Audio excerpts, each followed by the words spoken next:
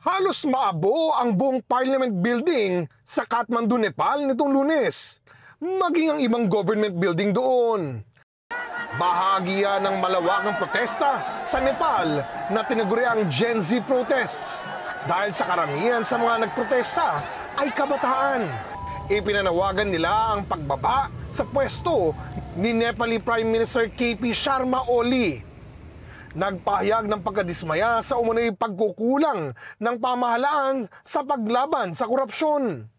Kasunod yan ang social media ban na ipinagpaliban ang pagpapatupad matapos masawi ang 19 na tao sa mga protesta noong Lunes nang gumamit ang pulisya ng tear gas at rubber bullets para kontrolin ang mga tao. Nitong Martes, bumaba na sa pwesto si Sharma Oli. Sa ngayon, hindi bababa sa 25 ang nasawi at mahigit 600 ang nasugatan. Dito sa Pilipinas, may mga kabi-kabilaring anti-corruption protests. Sa Quezon City, sinimulan sa misa ang pagtitipon-tipon ng iba't ibang grupo sa pamumuno ng Tindig Pilipinas.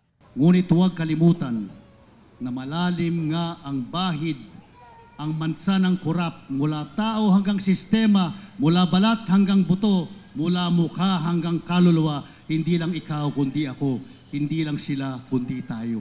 Nagkinilos protesta sila sa harap ng EDSA Shrine para hilingin ang pagtataguyod ng Independent Commission na bubusisi sa mga isyu ng korupsyon, lalo ang umunoy katiwalian sa flood control projects, at ipanawagan ng paglabas ng SALN o Statement of Assets, Liabilities and Net Worth ng mga halal na opisyal, partikular ang mga nasasangkot rito. Hindi po pwedeng ang pinaka-guilty, sila ang nag-iimbestiga.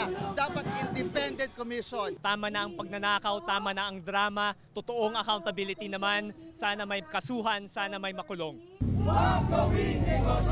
Sa Bulacan, nagmarcha ang isang grupo ng mga estudyante sa harap ng DPWH Bulacan 1st Engineering District na ang mga dating opisyal ay kabilang sa mga iniimbestigahan sa maanumalyang flood control project sa bansa. Dismayado raw ang grupo sa kanila'y anomalya sa tanggapan. May mga motorista ring nakisali sa pamamagitan ng pagbusina. May mga isasagawa ring kilos protesta ang iba't ibang grupo bukas at sa Sabado. Ayon sa NCRPO, ang isa daw ay sa EDSA Shrine, habang mayroon din sa People Power Monument. Sa ngayon po, meron po tayong kabuang 2,250 na pulis na nakahanda para sa seguridad. Sakali raw na mangyari sa Pilipinas ang nangyari sa Nepal at sa Indonesia, handa raw ang PNP at DILG. Pero sabi ni DILG Secretary John Vic Remulla, hindi niya inaasahang mangyayari ito dito.